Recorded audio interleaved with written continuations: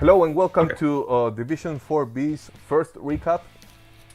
This is Stroke, and here is my good friend Sir Kodiak. So, how are you today, Sir Kodiak? I'm doing well. Excited to do the recap. Great. How was your week? And how did your week go with your filthy Nurgle? It went great. I won my match. I got a free rotter.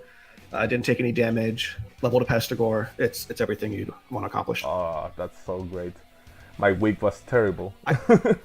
I saw you took a little bit of damage. It looks like. Yeah, I went against a fellow Nurgle, but he had 3 bench and I had 0, so well, you can expect getting beaten to the ground with that. So well, that Yeah. let's hope I can build a bench over the next few weeks, so that won't happen again. So anyway, let's get started. So we got Division 4B. Our first result was My Dixie Wrecked versus Murdery Space Elf Trope, 3-2 for the humans. So I guess this one we both got it correct. Nobody went for the elves. But nevertheless, Yeah. the elves gave a fight. Yeah. Yeah. Yeah. Did you High scoring game. were you able to watch this game? I did not. I will say up front, I did not get to see many of this week's games. I'm hoping to catch more this coming week, but last week was a bit of a bear and could not get it done.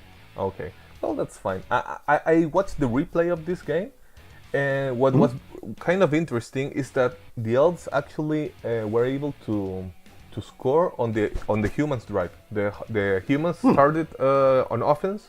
The elves managed to sack and score, but then the humans managed to score on that same half, and then they turned it around in the second half.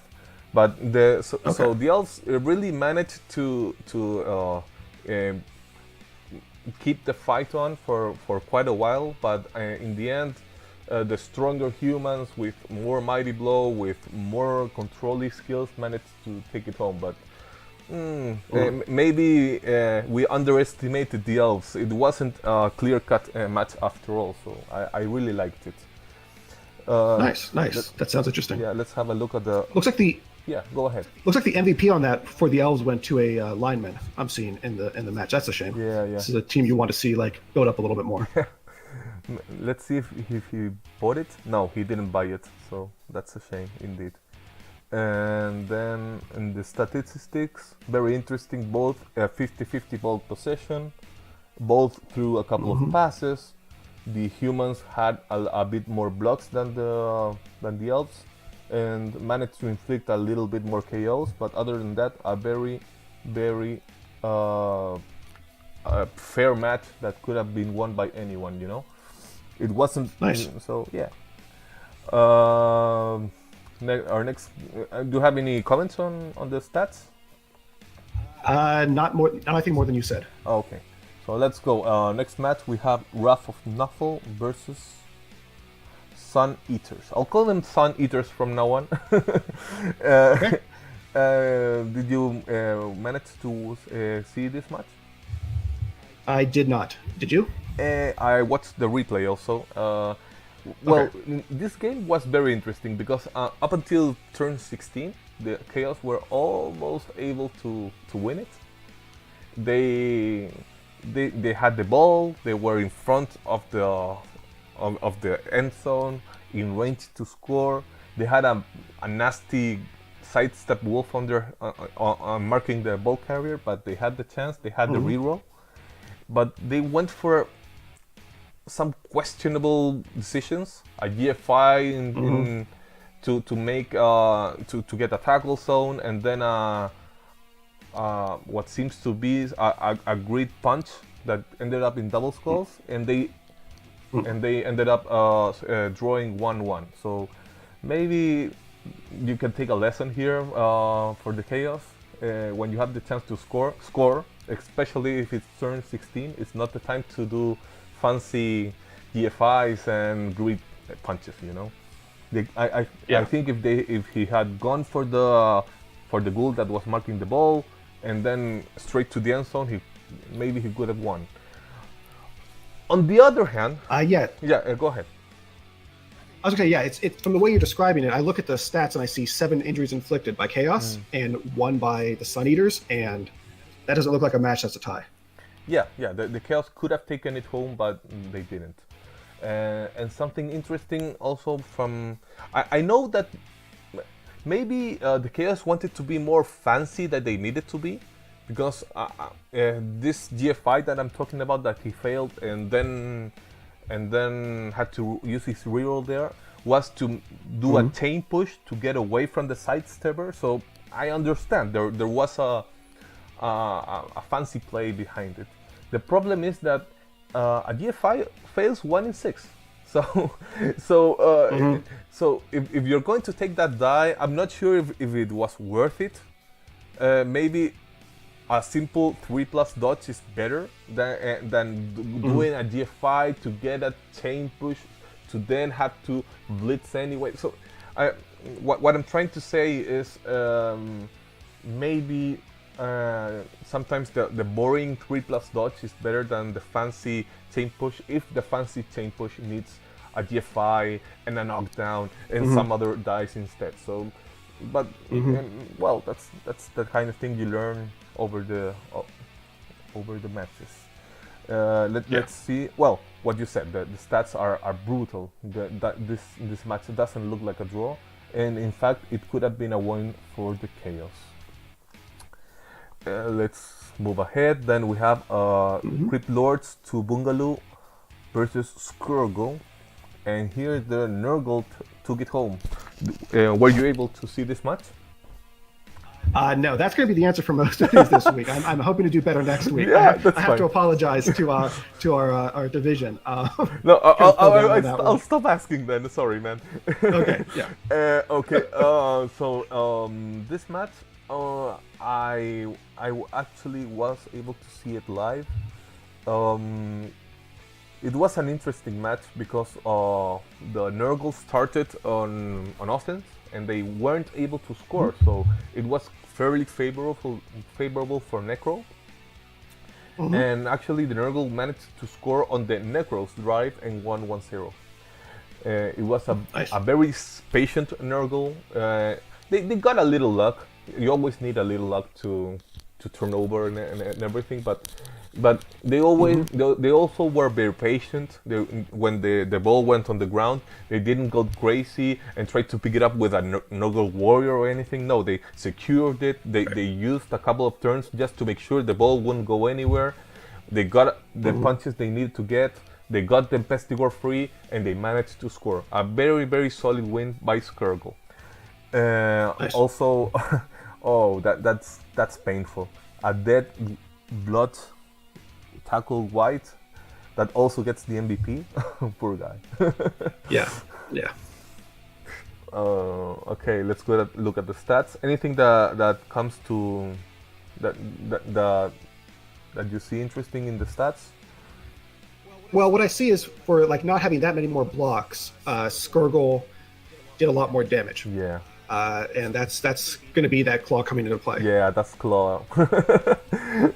Also, I have to admit that once the Necro lost the ball, they got a little bit desperate and started basing Nurgle everywhere just to try to recover it. And when you start basing Nurgle, you have a bad time. Yeah, that's the game Nurgle wants you to get into, where you're walking up to them and then just letting them take some hits. Exactly. So if I had only watched the first half, I would have said, "Oh, Necro has this." But Skruggle were very patient and managed to take it home. Very good match by them. Then, nice. About predictions. What did we predict for the Chaos Undead game? I think I went with Chaos and you went with Undead, right? That sounds right. Yeah, and so we're tied. I'm going to make a competition out of this, okay? Yes, no, I agree. I realized looking at some of the results, like, I don't remember what I predicted for a few of these. I'm going to start writing this down. Yeah, we should make a competition out of this. And, yes, absolutely. And here in the Crypt Lords versus Skruggle, I think we both went with the Nurgle, so we're tied so far. And here you start winning because you went with the Nurgle and I went with the Orcs, and the Nurgle shut me up. So here the Greenskin got splitters, lost 0-1 to the Arequipa guys. They got a great MVP. I imagine this Pestigore has claw now. Let's have a look. Yep, that Pestigore is going to be reaping havoc in this division this season. Absolutely. And let's see if this Orc Throw got anything fun. No, just block. Maybe Squid 5 is maturing after all. Okay, and then, oh, the stats are kind of brutal, you know. 18% for the green skins, 68% for the Nurgle. The KO. Yeah, this looks like a game that Nurgle just like had. It looks like they just had control for a lot of this match. Yeah. Twice as many blocks, Yep. all that ball possession. Yeah. The Orcs were actually kind of lucky because they didn't take so much damage. I mean, 2 kills, yeah, but 2 kills in 3 injuries, so maybe it couldn't be worse. Okay, let's move on for what was the match of the week, at least how I predicted it last week. The Careless Coders versus Donkeys and Elephants, and I think they delivered. It was really fun match. Let's have a look. Oh, let's see if there's more Claw now in the division. Oh, he got tackled. So the Careless Coders tied 2-2 versus the Donkeys and Elephants. I think this time you went with the Underworld and I went with the Chaos. So we're both wrong. yeah, right. We were both wrong.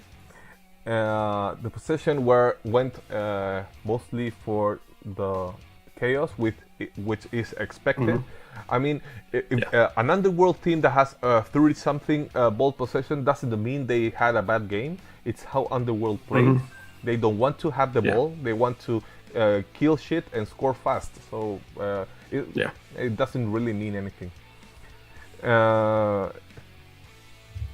Let's see. Donkeys and Elephants had a little bit more damage, which is expected considering there's goblins on the other side. I'd say it was a pretty fair match. Careless Coders took a lot of casualties, but doesn't seem to be that terrible considering, again, it's a goblin team. The one damage I'm interested about is looks like there was a movement bust on one of the throwers, and I'm curious if that piece ends up sticking around, or if does it just get fired and replaced. What would you do?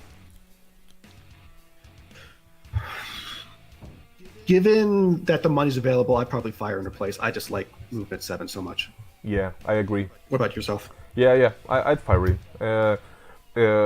Underworld needs the speed, needs the agility, needs to be fast, be able to get the ball, throw it far.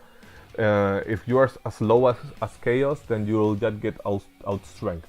So absolutely, yeah, I agree. It has to go. Then we have the Butcher's Block versus Legendary Wordsmith. Here the Elves had a pretty easy win. I think we both predicted the Elves to win this one. That again sounds right. Yeah, because this is a very disgusting Dark Elf team. A lot of stat ups, yes. A lot of agility. It was expected to be that way. Let's have a look. Chaos had a little bit more ball position, but that again is expected, especially in this Chaos team in particular that has a lot of block and some guard. They're very focused on having the ball and controlling the pitch, but it's hard to control against a team with so much blood when you don't have enough tackle. Yep. They even managed to get a pass in there. That's weird. Well, I believe zero tackle on the Chaos team, which that's a big problem. Very big problem. Other than that, it seems like a very meat-handed match. I'm guessing the Chaos got a lot of blocks, but not very many punching down the Elves to the ground. A lot of dodging, a lot of blocking, you know. So. I wouldn't have expected a lot of damage against the Legendary Wordsmith. So congratulations, Elves. We'll be on the lookout for them. I think even though neither of us predicted them as the winner of the division, I think they are a candidate, a real candidate with that nasty team. Absolutely. Very impressive team and clearly able to take advantage of it. Yeah. Well, and lastly, and to no one's surprise, Leaping Lizards ran around the poor, half-destroyed Hela's Kitchen. And this is the match that I saw, Okay. which was pretty ugly. Okay, I'll give you the point here. Tell us about this match. So it's just the story of this match. I think is the inability of the Norse to really do much of anything to the Skaven. There was a little bit of damage inflicted, but in general, the rats ran where they wanted to run, and that included. There was some discussion of this during the stream, so I won't hammer on it. But a not exactly optimal one-turn defense from the Norse that let what could have been a 1-2 match turn into a 1-3 match. So that's possibly something for Space Line to look at. Is how do you set up to avoid that? Yeah, I'm going to. We have a little bit of time, right? Let's have a look at the shitty defense. I said Space Line, we would do that.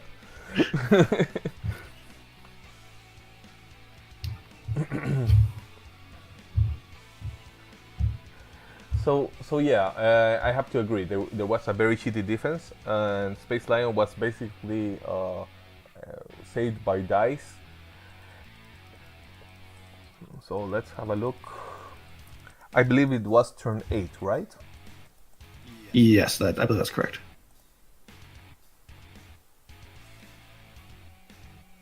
Okay. Oh, and am I misremembering this? Was this in fact a failed one-turn attempt that almost turned this into a 1-4 Yeah, but game? it was an extremely easy one. The rats failed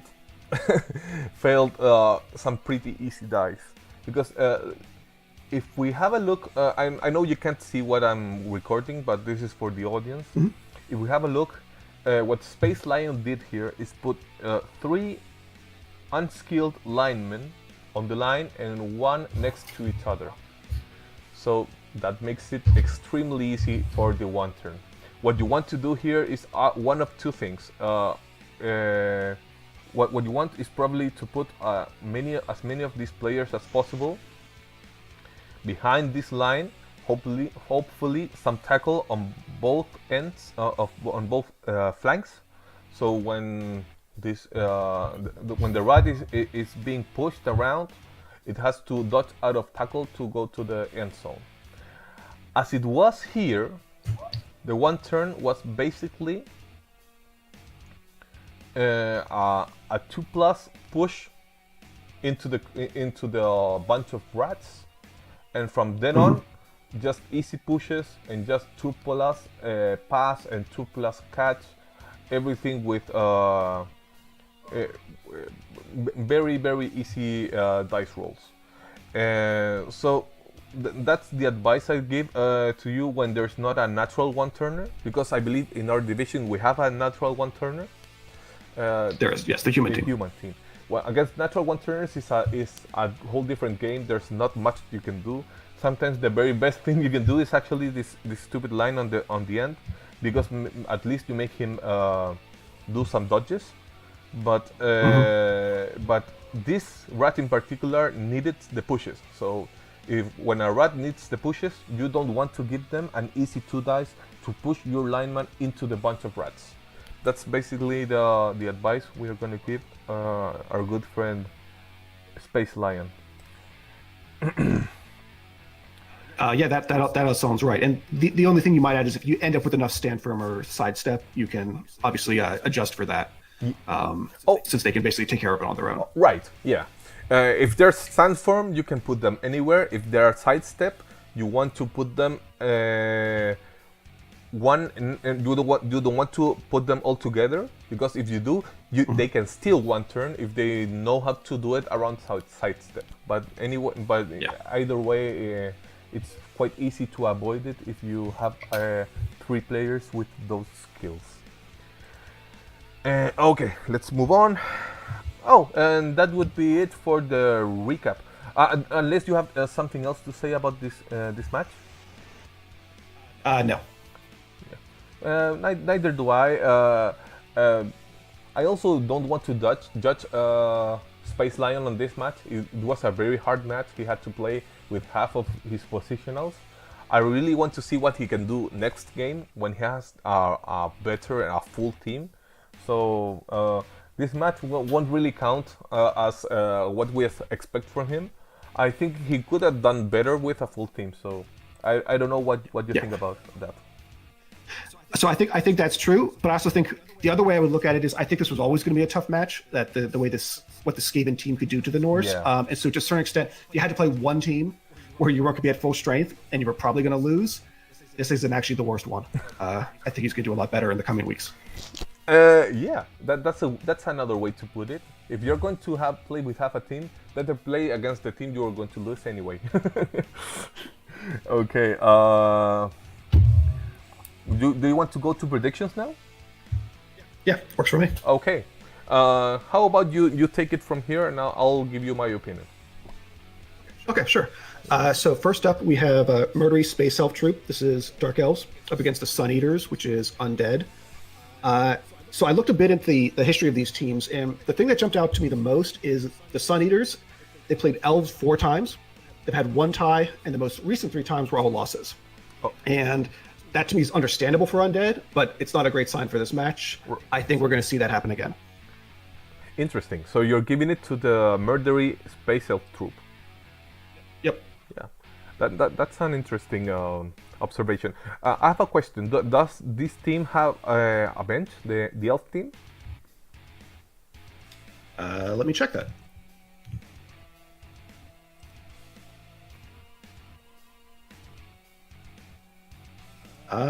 No, they do not. Yes, of course. This is the team that's actually down 3 players. They're going to have 3 journeymen. Yeah. Which I think if you actually don't have a bench, I actually don't mind having a few journeymen since they can be the thing you put up there to take some damage. Right. But that could be a factor. That could be a problem against Undead, because Undead comes with 2 mighty blows from the out of the box. Let me see how much mighty blow they have. Yeah, that's going to be tough on those unskilled linemen. On the other pieces, there's a lot of blodge going on, and they should be able to stay on their feet. So I think we're going to see those 3 linemen, not last for very long. Yeah. But then might be harder to take down the other pieces. Okay, so I'm looking at the Undead team here. They have 4 mighty blow, but none of them have tackle, and they have these. Yep, all the tackles on the zombies. Right, these 2 like long-beard zombies they have with block tackle. So yeah, it's gonna be a hard match.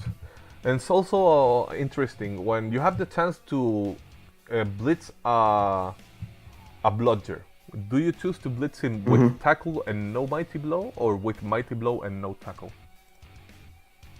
I usually go for the tackle just because getting someone on the ground is worth so much. That going for the POW is, you have to be really it has to be you really don't care about getting them on the ground because it's turn 8 and you're just trying to do damage desperately or something.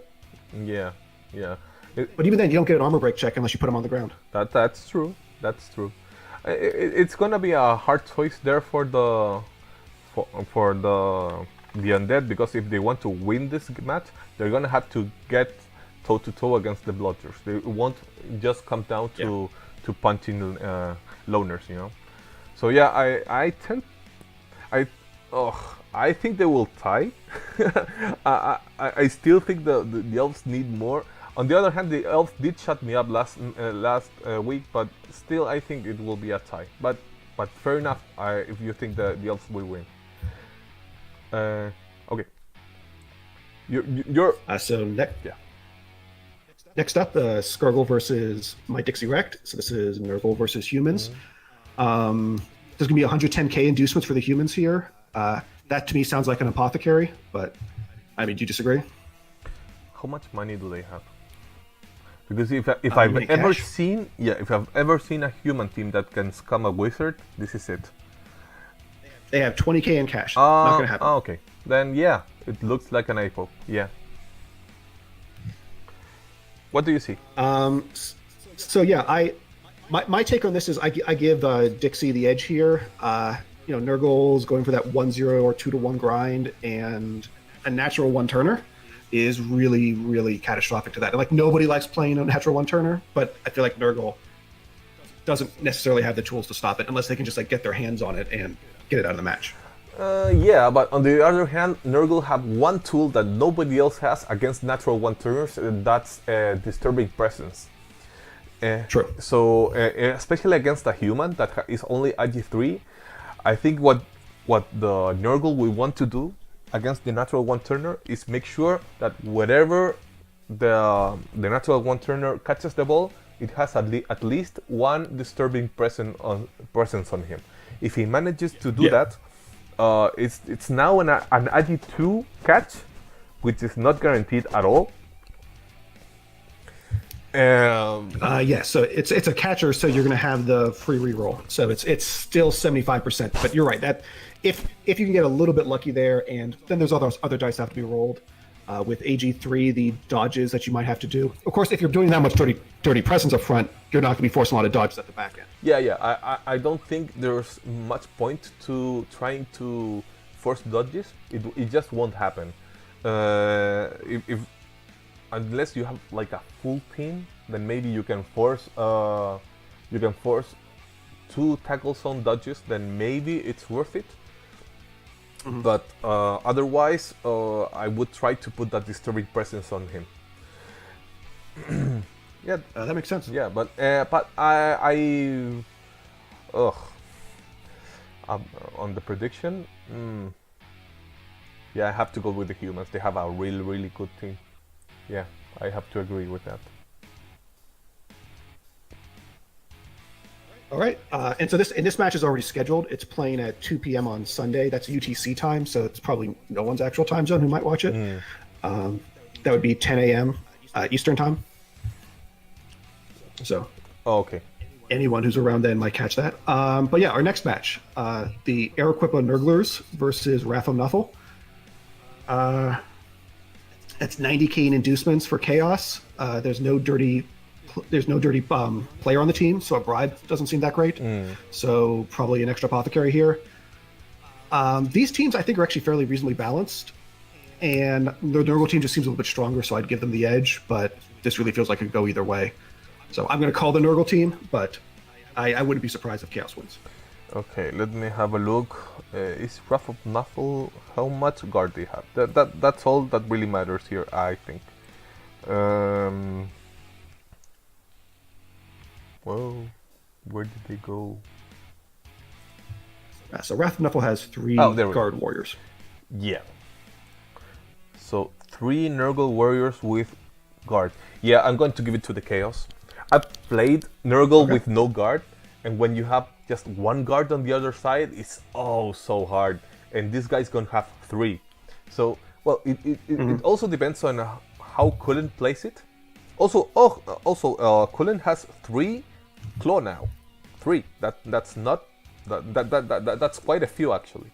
And if he manages to lock down the Nurgle in a guard wall where they only get red dice and they can't dodge out, and then they skip turn, and now the Chaos punches you in the face with claw, it's gonna get ugly. I'm going to give it to the Chaos, definitely.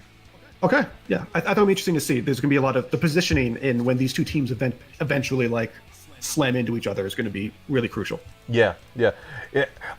Interestingly, I think that the only way the Chaos lose this if they don't trust their guard. If they like start exchanging blitzes and trying not to get involved in the scrum, they will lose because Nurgle has regen, they don't, and basically if both teams have claw, then 1 claw per turn, regen will beat no regen.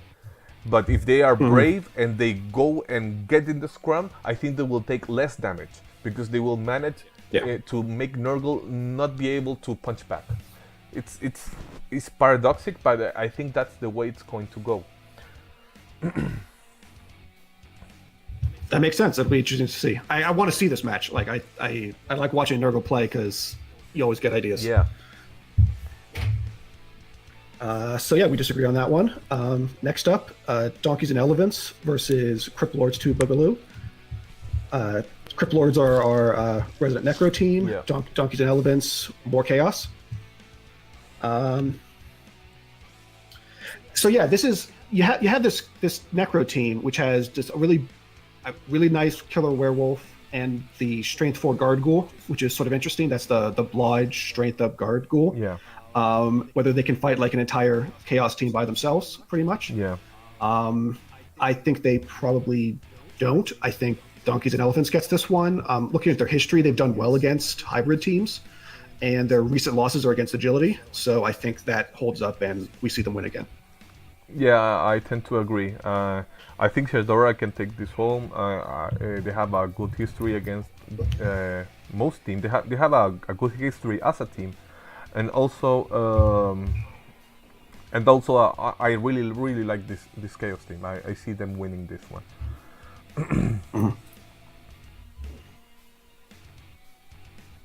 So next up, we have the legendary wordsmith versus the greenskin gut splitters. I am confirming something about this orc team, which is it's got 240k in cash. So presumably they'll do something with that, and I'm curious to see what it is. And that'll affect just how much the inducements are, but they look to be fairly substantial for the orcs, given that this is a really deluxe dark elf team that they're playing against. Right. I think the dark elves are able to take advantage of the fact that of how nice they are. I think they win this. I think they are happy that one of the 2 tackle pieces on the orcs is gone for this match. Yeah. And I think they're just going to run around the orcs, and the orcs are going to be able to do too much to them. I have to agree.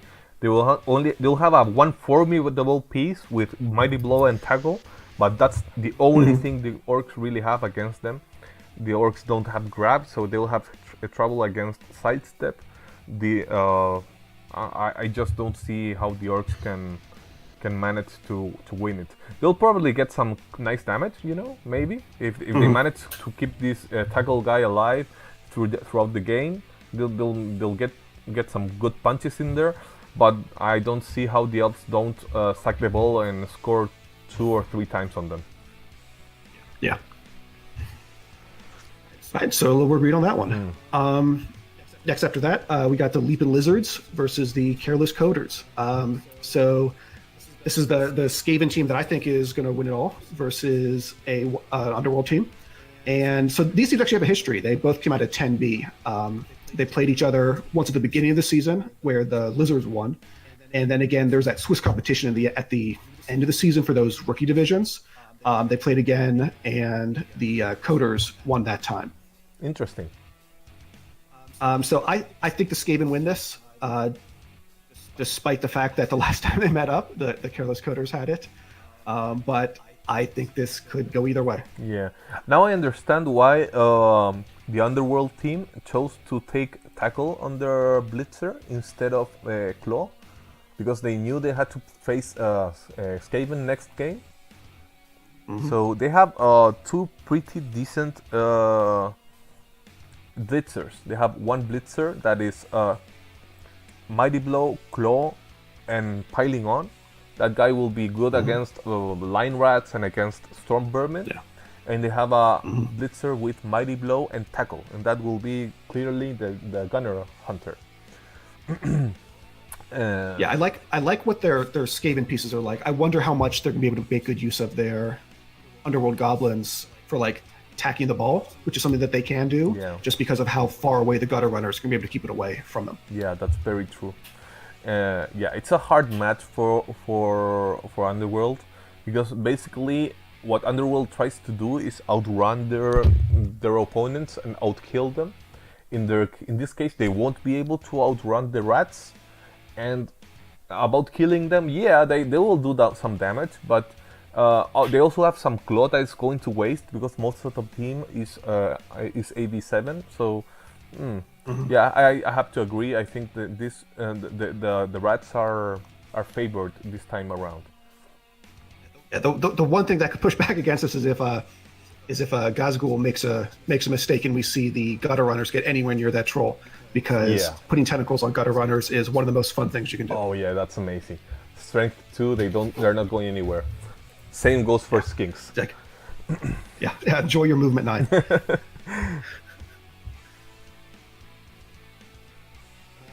So that's what I have for that one. Want to move on to the last match? Here we have Hella's Kitchen versus the Butcher's Block.